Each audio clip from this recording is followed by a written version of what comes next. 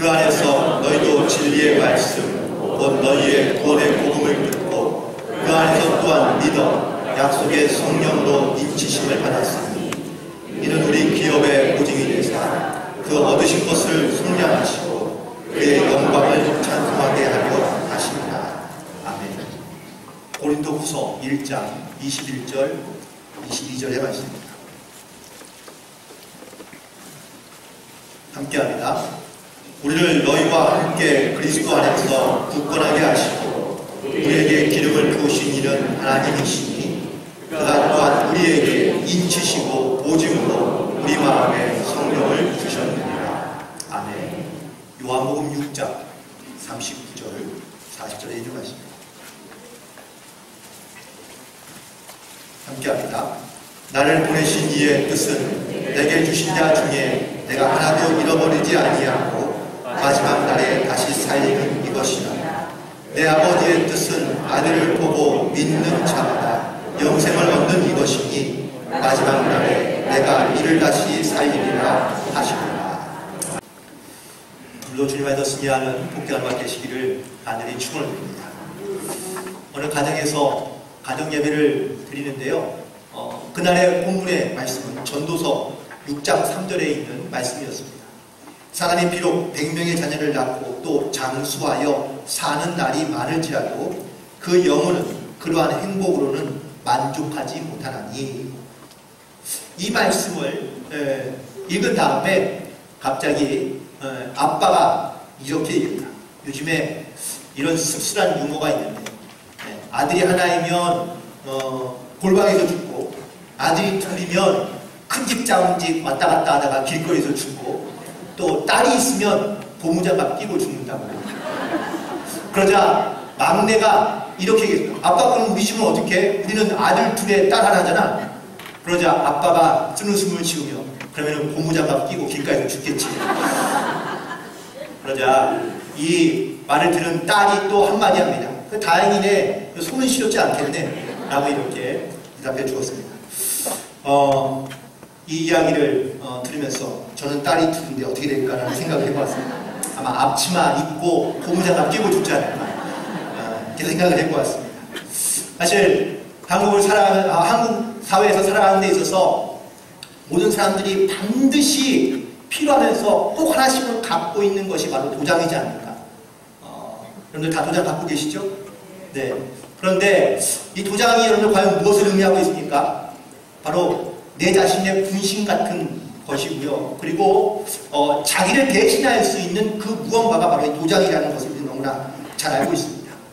시대가 이제는 많이 변화되어서 디지털 시대가 되었지만 여전히 뭔가 계약서를 쓰거나 혹은 또 문서에 어떠한 확실한 증거를 남기기 위해서는 반드시 도장이 필요하고요. 도장이 찍힌 것만이 우리는 진짜라고 여기며 살고 있기 때문에 그렇습니다. 그런데 이 중요한 것을 오늘 몸에 지니고 다니세요? 아니잖아요. 뭔가 일이 있을 때만 가서 도장을 갖고 오지 사실 이 중요한 것을 내 몸에 잘 지니고 다니지는 않습니다. 그런데 도장도 종류가 되게 다양한데 도장 중에서 가장 중요한 도장이 어떤 도장이죠? 네, 인감 도장입니다. 여러분들 그 인감 도장 때문에 있었던 그런 장관 에피소드를 말씀을 드리려고 하는데 제가 이제 그 한국에 들어온 지 막 얼마 안 됐을 때예요. 제가 사실은 그 학교를 졸업하자 대학교를 졸업하자마자 바로 유학을 가서 저는 도장을 파거나 혹은 또 인감을 만들어 본 적이 한 번도 없습니다. 이제 한국에 들어와가지고 이제 행정적인 책임자로서 이 서류들을 다 바꿔야 되는 그런 과정이 있어서 이제 은행에 가서 일 처리를 하게 되었는데 서류를 다 확인하고 난 다음에 그 다음에 이제 저는 아주 자연스럽게 펜을 딱 들었는데 직원이는 목사님 도장이 있으세요? 도장 없는데 왜요?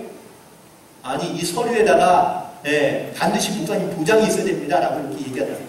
저는 좀 이해가 되지 않았지만 뭐 도장 그거 만드는 거 어렵지 않으니 금방 가서 만들어 오겠다고 해서 도장을 만들어서 왔습니다. 드디어 이제 도장을 찍으려고 그러는데 직원이 또 묻더라고요. 목사님 이거 인감 도장이에요? 인감 도장이 뭐예요? 저 그거 잘 모르는데? 라고 이렇게 얘기했더니 여기 찍으려면은 막 도장이 안 되고 반드시 인감 도장이 있어야 된다고 얘기하네요. 결국은요 그날 도장을 2개 만들었습니다. 네, 막도장 하나, 인감도장 하나. 그리고 인감도장만 있는 게 되는 게 아니고 가도 인감증명서를 만들어야 돼요. 그래서 이거 만들려고 뭐 며칠 동안은 뭐 여기 갔다 저기 갔다 이렇게 고생을 좀 했던 경험이 있습니다. 그러면서 속을 이런 생각죠. 아니, 본인이 여기 있는데 내가 내 사인하면 되는데 왜 꼭 인감도장이 필요한가? 라는 생각들을 사실 조금 해보았습니다. 이 도장과 함께 또 다른 어떠한 옛날 생각이 하나 나는 거는 예전에 저희 때는요, 그 성적표가 나오면은 성적표에 부모님이 확인하는 도장란이 있었습니다. 요즘 아이들도 그러나요? 네? 요즘 아이들은 안 그렇죠? 저희 때는 부모님이 반드시 도장을 찍어서 보내야지만이, 그래야지만이 이제 부모님이 확인했다는 그런 부모님 도장 확인란이 꼭 있었거든요. 그러니까 이제 뭐 시험을 보고 나면 당연히 이제 부모님한테 가져가서 사실은 이제 보여드리는데 이제 머리가 좀 크고 나니까, 그러니까 꼭 갖다 드려야 되나라는 생각이 좀 가끔 드는 경우가 있지 않습니까? 성적이 자신 있으면 갖다 드리는데 성적이 자신 없으면 왠지 갖다 드리고 싶지 않잖아요. 그런데 제 친구들은 자기들이 알아서 한대요. 그래서 물어봤죠. 어떻게 하냐고 했더니 지우개를 사가지고 저희 어머니 이름을 팔거든요. 그래서 이제 저도 역시 지우개를 하나 사가지고 칼로 저희 어머니 이름을 딱 이렇게 파가지고요. 그 다음에 이제 인주를 발라가지고 도장을 딱 찍었습니다. 그랬더니 감쪽 같은 거예요. 그래서 그렇게 한 걸 했죠. 그랬더니 선생님도 잘 모르시더라고요. 역시 잘했다. 내가 재능이 혹시 이런 쪽으로 있는 건 아닌가라는 생각도 한번 해보긴 했지만, 그래서 이제 그 다음번에도 성적표가 나왔는데 또 한 번 그렇게 했더니 그것도 역시 잘 넘어가더라고요. 그래서 그 다음에도 이렇게 계속했습니다. 근데 이게 꼬리가 길면 잡힌다고 갑자기 어느 날 물어보시더라고요. 너는 왜 성적표가 안 오냐? 할 말이 없더라고요. 언제 보낸 것 같은데 잘 모르겠다고 이렇게 얘기를 결국은 다 들통이라서 그때 무지하게 혼났는데 그때 이후로 제 기억력이 좀 감퇴되지 않았나라는 생각이 듭니다. 도장이 있으면은요, 그러면 이게 자기 신분을 또 자기의 확인을 나타내는 그런 가장 중요한 도구로 쓰이기 때문에 이 도장은 우리한테 매우 중요한 물건입니다. 오늘 본문에 있는 말씀 가운데 성령의 인침을 받았다라고 말해주는데 이 인침이라는 것이 바로 도장을 찍는 것과 똑같은 그러한 말이라고 볼 수 있습니다. 그런데 왜 어디든지 왜 그 자기의 도장을 거기에 찍는 이유가 분명히 있을 거 아닙니까? 왜 찍을까요? 첫 번째는 바로 내가 주인이라는 것, 혹은 또 이 계약서의 주인이 누구라는 것을 분명하게 알게 하고 또 표시하기 위해서 도장을 찍는 거죠. 따라서 인침이란 어떠한 물건이나 또 어떠한 사물의 표시를 하는 것인데, 표시가 필요한 이유는 주인이 누구인가, 그 소유권에 대한 분명한 문제를 해결하기 위해서 그 표식을 남기는 것이죠. 우리는 그리스도인이라고 이야기합니다. 그리스도인이란 성령의 인침을 받는 사람들을 말하고 있는데, 그렇다면 나는 내 삶의 혹은 내 인생의 소유권이 누구에게 속해 있다는 사실을 말씀해 주고 있는 겁니까? 하나님께 속해 있으며 성령에게 속해 있다라는 이러한 말이라는 사실입니다. 그런데 어떻게 살고 있습니까? 내 인생의 주인은 누구예요? 내가 내 인생의 주인이 되어 사실은 우리가 살아가고 있는데, 그런데 이 성령의 인침에 대한 이런 확신을 갖지 못하고 있으면요, 우리는 하나님의 자녀라고 말하긴 하지만 내 인생의 주인은 나라고 생각하며 살아가는 경우가 많다는 겁니다. 창세기 4장에 보면 가인의 이야기가 등장합니다. 가인이 동생 아벨을 죽이고 난 다음에 두려움에 떨고 있습니다. 근데 그 두려움이 어떤 두려움입니까? 사람을 만나면 그 사람이 나를 죽일까봐 두렵다는 거예요. 그러니까 사람에 대한 두려움이 강하게 있는 이 가인에게 하나님께서 이마에 표시를 주십니다. 이 표시를 주시면 사실은 말씀이 네가 누굴 만나든지 간에 죽음을 면하게 될 것이라고 약속해 주십니다. 결국 이 표시는, 이마에 난 가인의 그 표시는요, 결국 그가 하나님께 속한 자이다, 하나님이 주인이시다라는 이러한 표시로서 가인에게 남겨주신 것이죠. 그리고 가인은 이 표식을 가지고 이 세상 가운데 살아가게 됩니다. 또한 동시에 이 성령의 인침은 말씀대로 내가 하나님의 자녀임을 우리가 분명하게 알고 그리고 신뢰하고 있는 것을 의미하고 있습니다. 내가 하나님을 믿어 하나님의 자녀가 되었다는 이 사실이 믿어지고 또한 그걸 깨달아지고 또한 그래서 내가 하나님의 자녀임을 많은 사람들에게 증거할 수 있다면 그렇다면 이 성령의 인침의 사건은 우리 가운데 매우 중요한 사건이 될 수밖에 없습니다. 이 인침의 사건 가운데 우리가 갖고 있는 이 그리스도의 흔적 혹은 또 이 구원의 흔적이 이런 것 가운데 과연 어떻게 남겨져 있습니까? 더 중요한 그렇다면 내가 이 예수 그리스도의 흔적을 가지고 살아가는 가장 중요한 이유는 과연 무엇일까요? 왜 하나님께서 가인에게 이마에 표시를 남겨주셨을까요? 그가 물론 하나님께 속한 자이다라는 것을 말씀해주고 있긴 하지만 사실 가장 중요한, 더 중요한 의미는 가인이 사람을 두려워하는 것이 아니라 하나님을 두려워하는 마음을 가지고 살게 하기 위하여 사실 이마에 표시를 주신 거거든요.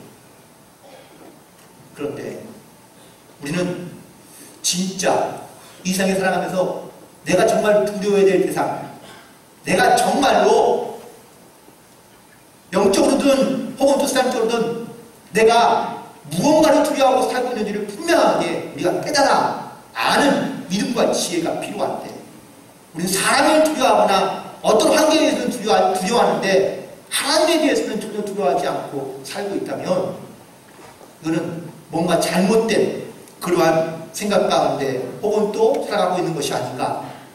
그래서 여러분에게 제가 묻고 싶은 말씀이 하나 있는데 여러분에게 있는 구원의 흔적은 과연 어떤 것인지, 무엇이 내가 그리스도로서 그리스도인으로서 혹은 또 성령의 인치심을 받은 이 구원의 흔적이 나에게는 어떻게 나타나고 있는지를 여러분 혹시 자신 있게 말씀할 수 있으십니까? 나에게 구원의 흔적은 이런 거다라고 분명하게 말할 수 있는 것이 있다면 다행이지만 나에게 그 구원의 흔적이 확실하지 않거나 혹은 주저할 수밖에 없다면 모르고 있거나 아니면 없을 수도 있다 이야기입니다. 사도 바울은 빌립보서 4장 11절과 12절에서 자기가 가지고 있는 이 구원의 흔적을 이렇게 고백하고 있습니다. 나는 어떠한 형편에서든지 내가 배고프거나 배부르거나 내가 궁핍하거나 아니면 부하거나 어떠한 환경에서도 나는 하나님 앞에 늘 감사할 수 있는 일체의 비결을 가지고 있다고 고백하고 있습니다. 이게 바로 그가 받은 혹은 그가 가지고 있는 구원의 흔적, 성령의 인치심입니다. 여러분들에게는 다 각자가 똑같은 구원의 흔적을 갖고 있는 건 아닙니다. 내가 가지고 있는, 내가 받은 이 구원의 흔적은 과연 어떤 것인지, 성령의 인치심을 받아 내 이 땅에 살아가면서 하나님의 백성임을 확실하게 보여줄 수 있는 그 증거는 과연 무엇인지, 나는 반드시 그 흔적을 찾고 또 그 흔적을 가지고 믿음으로 살아갈 수 있는 저와 여러분에게를 간절히 축원합니다. 그렇다면 왜 인침을 받아야 되느냐 라는 이런 질문이 생길 수밖에 없는데, 첫 번째는 구별하기 위해서입니다. 진짜인지 가짜인지 구별이 돼야 되는 건 아닙니까?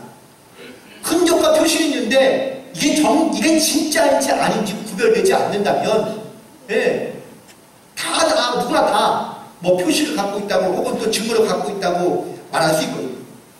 말로 주장하는 것보다 그것이 정말 진짜인지 아닌지 확실하게 알 수 있는, 구별할 수 있는 그 증거로서 이 구원의 흔적이 우리 가운데 필요하다는 사실입니다.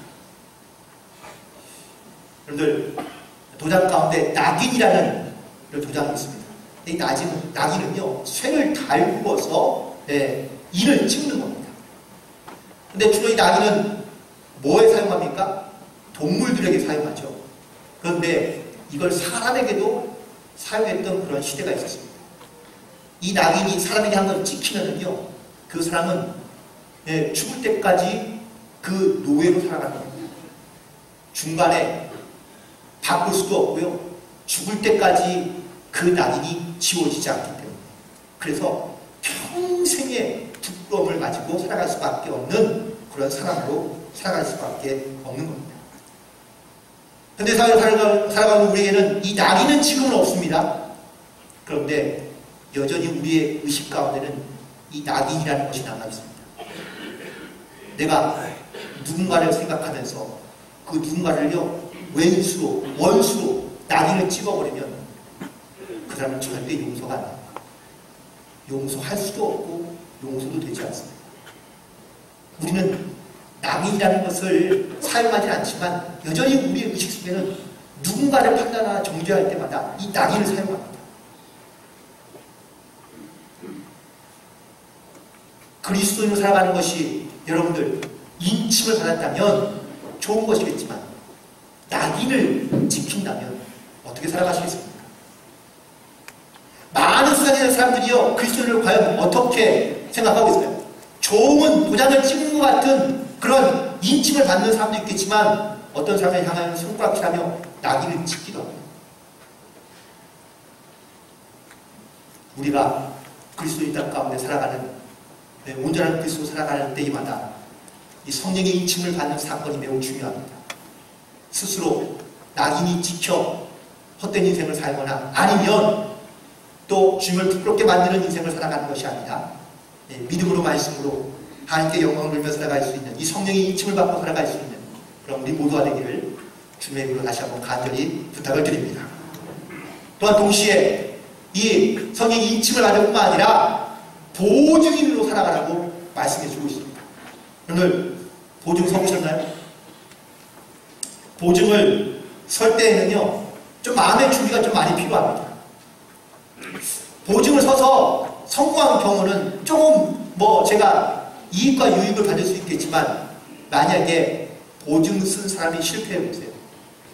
그러면요 금전적이고 정신적인 모든 피해 혹은 손해를 우리가 감당하며 살아갈 수밖에 없습니다. 그래서 다시 이 성령의 보증이 된다는 것, 보증으로 살아간다는 것은요 우리가 사실 그리스도인으로 살아가는 이런 신앙생활 가운데 내가 성령의 보증이 되었다면 나는 성령 때문에 혹은 또 하나님 때문에 내가 복을 누리거나 복을 받고 살아가는 것을 마땅하고 당연히 여기겠지만 성령의 보증으로 섰다가 내가 고난을 당하거나 혹은 또 손해를 입는다면 여러분 과연 그것을 받아들이기가 쉽습니까? 우리는 다 성령의 보증인으로 살아가고 있지만 내가 받을 복과 내가 누릴 혜택만을 생각하지 주님 때문에 성령 때문에 내가 손해를 보거나 내가 피해를 입거나 내가 고난당하는 것을 원하는 사람이 거의 없다는 겁니다. 그런데 보증을 서면은요 때로는 손해볼 때도 많지 않습니다. 마태복음 19장에 한 부자 청년이 등장합니다. 이 사람이 예수님을 찾아가서 물었습니다. 영생을 얻으면 어떻게 하면 좋을까요? 예수님께서 계명을 다 지켰느냐? 다 지켰습니다. 그렇다면 내가 가지고 있는 재산을 가난한 사람에게 나누어 주고 나를 쫓으라고 말씀해 주었습니다. 그러자 이 부자 청년이요 근심하며 돌아갑니다. 왜 그랬을까요? 예수님 때문에 손해볼 수는 없잖아요. 굳이 자기가 손해보면서 자기가 갖고 있는 이 모든 재산을 다 가난에게 나누어 주면서 예수님을 따를 이유가 뭡니까? 나는 영생에 관심 있는 것이지 내가 지금 살아가는 세상에서 내가 손해보기를 원하는 건 아니거든요. 그러니까 손해보기 싫어서 이 청년은 떠나가는 겁니다.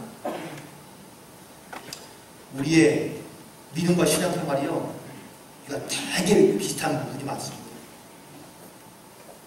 주님을 믿기도 하고 또한 내가 성령의 증거도 갖고 있긴 하는데 예수님 때문에 손해보는 걸 원치 않는 겁니다. 그런데 마태복음 27장에 또 한 부자가 등장합니다. 그는 아리마대의 부자 요셉입니다. 이 사람은 같은 부자였는데요. 그에 대해서는 이렇게 소개하고 있습니다. 유대인들의 존경받는 공예요. 그 뒤에 예수님의 제자더라. 이 아리마대 사람은요. 예수님이 십자가에서 돌아가신 그날 빌라도를 찾아가서 예수님의 시신을 달라봅니다. 그리고 예수님의 시신을 가져다가 자기의 무덤에다가 넣어드립니다. 왜 이렇게 했을까요? 이 사람이 정말 생각이 없는 사람입니까? 그는 존경받는 공회원 그리고 부자였습니다. 그러니까 사회적인 위치나 계급이나 그 귀족 계급이고요. 가진 것도 많은 부자였습니다. 그런데 예수님이 어떠한 명목으로 십자가에 달려 죽은 줄 여러분도 알고 계시잖아요. 모든 사람이 다 알고 있습니다. 만약에 예수님을 도왔다 하면 어떠한 피해가 어떠한 손해를 입게 될지 이 아리마대 사람 요셉이 몰랐겠습니까? 예수님을 자기의 무덤에 넣었다는 이유로 받게 될 모든 핍박과 혹은 또 자기의 금전적인 손해는 이루말할 수가 없습니다.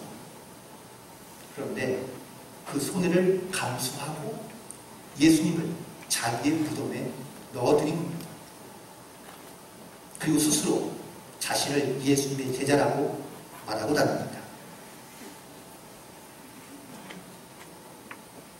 우리의 믿음의 모습 가운데 정말 내가 예수님 때문에 아니면 내가 하나님 때문에 손해를 보더라도 내가 그 하나님에 대하여 증거하며 살아갈 수 있는 이런 믿음의 결단이 우리 가운데 있는지 다시 한번 여러분 가운데 묻고 있는 질문이기도 합니다.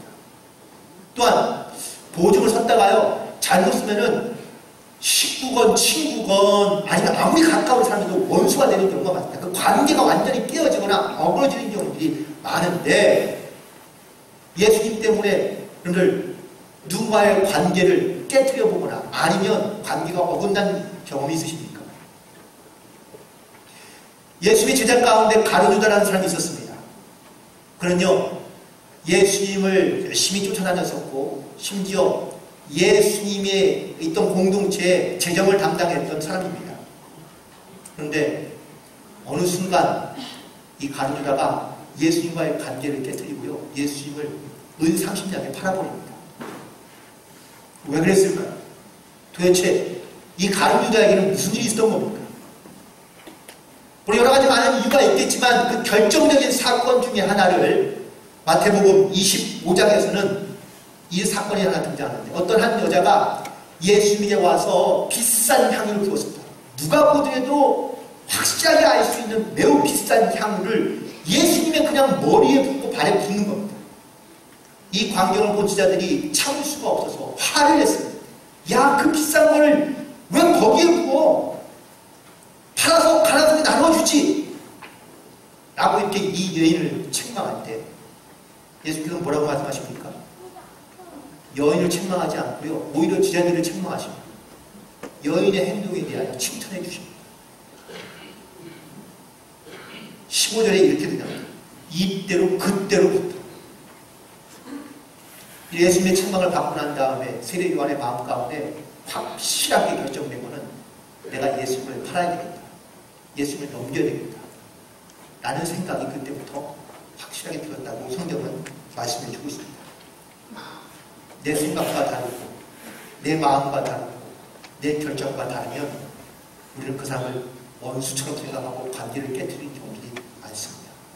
심지어 신앙생활을 하고 있으며 한 공동체에서 함께 사역하고 있는 우리들 안에서도 이런 일들은 비일비재하기도 합니다.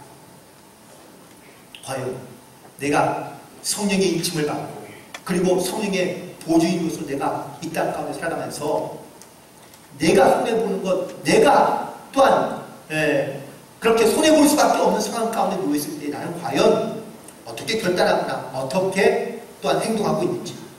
그래서 말씀에 어떤 결론적인 이야기이긴 하지만 그럼 나는 어떠한 결단이 좀 필요한가. 그래서 첫 번째는 무엇을 위해 나는 살아갈 것이며 살아가고 있는가라는 것을 우리가 먼저 생각하는 것이 중요합니다. 대부분 다 나의 유익이 먼저고 나의 이익을 따라 살아가는 그러한 결단을 하며 살아가는 경우들이 많겠죠. 자신의 성공이나 혹은 또 자기의 어떤 명예를 위해서 살아가는 사람들이 대부분입니다. 그래서 먼저 성령님을 생각하거나 아니면 성령께서 원하시는 일들을 먼저 생각하고 따라가는 사람들이 흔치 않기 때문에 그렇습니다. 심지어 자기의 유익과 자기의 이익에 집중하다 보면요, 자그마한 손해를 보는 것에 대해서 아주 불같이 분노를 내거나 화를 내는 경우들이 무지하게 많습니다. 그런데 좀 생각을 넓혀 보시면 조금은 달라집니다. 자그마한 일에 분노하고 화를 내고 있는 나를 보면요, 지극히 작은 일에 혹은 좁은 생각을 갖고 있기 때문에 그렇습니다. 조금 더 마음을 넓히고 생각을 넓히면 자그마한 일은 조금 더 쉽게 지나갈 수 있지 않은가요? 우리는 사람을 기쁘게 하려는 목적을 가지고 살아가는 것이 아니라 하나님을 기쁘시 하는 목적을 가지고 살아가는 그러한 성도들이라고 데살로니가전서 2장 4절에서 사도 바울은 말씀해 주고 있습니다. 그래서 우리의 시각과 어떤 우리의 시선이 이렇게 좁은 데에서만 있는 것이 아니라 좀 넓게 보고 또한 크게 볼 수 있는 그런 믿음과 지혜가 필요한 것이죠. 그래서 우리가 결심이 필요하다면 첫 번째는 먼저 자기의 유익과 자기의 이익이 아니라 하나님의 영광을 위하여 결단할 수 있기를 부탁을 드리고요. 그 다음은 그의 나라와 그의 의를 먼저 생각하며, 그 다음은 영혼을 구하는 목적, 그리고 교회의 법을 세우는 목적, 그리고 우리의 아이들과 다음 세대를 생각하며 또한 이 아이들을 위해서 우리가 먼저 결단하며 나아간다면 우리의 자그마한 이러한 유익과 이익보다 조금 더 넓고 큰 하나님의 뜻에 합당한 믿음의 결단을 가지고 살아갈 수 있을 거라고 믿습니다. 말씀을 마무리 지으면서 요즘 신종 코로나 바이러스 때문에 많은 사람들이 두려움에 떨고 있습니다. 점점 더 확대되어 가는 것 같으니까 두려움도 더 많이 커지고 있습니다. 지난 주에는 미국의 아주 유명한 농구 선수였던 코비 브라이언트가 헬기 사고로 사망했습니다. 그의 13살 딸과 함께. 그러면서 우리의 인생이 하루하루 어떻게 변할지 사실 우리는 전혀 알 수 없는 그러한 삶을 살아가고 있다고 말할 수 있습니다. 이런 세상에서 여러분 과연 내 삶에 대한 어떤 확신을 가지고 살고 계십니까? 특별히 여러분들 이 구원의 확신, 이 구원의 증거들이 여러분 가운데 과연 어떻게 나타나고 또한 이것을 여러분들 고백하며 살고 계십니까? 동시에 내가 이 구원의 보증자로서 때로는 예수님 때문에 손해보는 일이 생긴다면 나는 그 손해를 과연 감내하며 받아들이고 그리고 그것을 믿음으로 이겨낼 수 있는지. 오늘 본문에 있는 말씀 요한복음 6장 39절부터 40절까지에 예수님께서 이렇게 말씀하십니다. 나를 보내신 이의 뜻은 내게 주신 자 중에 내가 하나도 잃어버리지 아니하고 마지막 날에 다시 살리는 이것입니다. 내 아버지의 뜻은 아들을 보고 믿는 것이니 믿는 자마다 영생을 얻고 마지막 날에 내가 다시 살리리라 라고 말씀해 주고 있거든요. 물론 이 말씀은 예수께서 하신 말씀입니다. 하지만 예수께서 주신 이 말씀은 동시에 나에게 주시는 말씀이며 우리가 전해야 될 말씀이기도 합니다. 그래서 이 땅 가운데 오신 이유, 바로 모든 사람을 구원하기 위하여 이 땅 가운데 오셨고요. 그리고 저와 여러분이 바로 그 중에 한 사람입니다. 우리가 예수를 믿고 구원함을 얻어 이 성령의 인치심을 받고 이 땅 가운데 살아가는데 우리는 성령의 인침을요 이렇게 이해하고 있습니다. 복을 누리며 내가 이 땅에 살아가는 동안에 행복하게 살아가는 것 아니면 잘 되는 것만이 성령의 인침이라고 이렇게 생각하는데 성령의 인침을 받고 그의 보증인으로 살아가다 보면요 때로는 손해보는 경우가 혹은 고난을 당하는 경우가 많습니다. 내가 왜 이런 손해를 봐야 되고 내가 왜 이 고난 가운데 살아가야 되는가라는 생각을 할 때가 많이 있지만 이게 바로 성령의 인침을 받고 그의 보증인으로 살아가다 보면 손해와 혹은 고난을 당하는 일들이 많다는 겁니다. 그때 내가 어떻게 이 모든 고난과 혹은 또 어려움들을 내가 받아들이고 있는지, 또한 하나님의 말씀 가운데 순종하며 살고 있는지, 내 안에 내 스스로 말할 수 있는 구원의 흔적은 과연 무엇인지, 반드시 이 구원의 흔적을 가지고 살아가는, 또한 이것을 증거함으로 이 복음의 보증인으로서 하나님의 뜻을 이 땅 가운데 나타내며 살아갈 수 있는 그런 저와 여러분들에게 간절히 소망하며 우리 자녀들이 되고, 또한 믿음의 사람들, 주변에 가까이 있는 이런 구원의 역사들이 일어나는 그런 복된 한 해가 되시기를 주님의 이름으로 간절히 축원합니다. 기도하시겠습니다. 하나님, 은혜와 사랑을 진심으로 감사합니다. 하나님을 택하여 부르시고 하나님의 은혜 가운데 진리 가운데 인도하여 주심을 감사드리며, 오늘 말씀을 통하여 우리가 이 성령의 인침을 받고 또한 복음의 친구자로서 살아가는 주신 사명을 잘 감당하며 살아갈 수 있도록 도우시고 인도하여 주옵소서. 주님께 모든 영광을 올려드리며 예수님의 이름으로 기도드리옵나이다. 아멘.